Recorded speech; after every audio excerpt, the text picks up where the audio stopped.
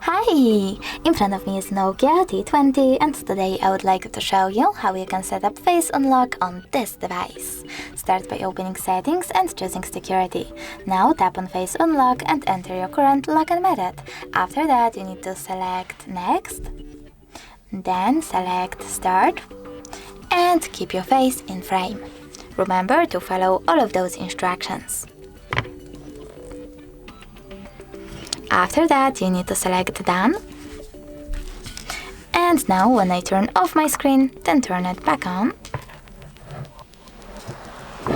I can see that face unlock is working properly. Thanks so much for watching. If you enjoyed this video, leave a like, comment and subscribe. Bye!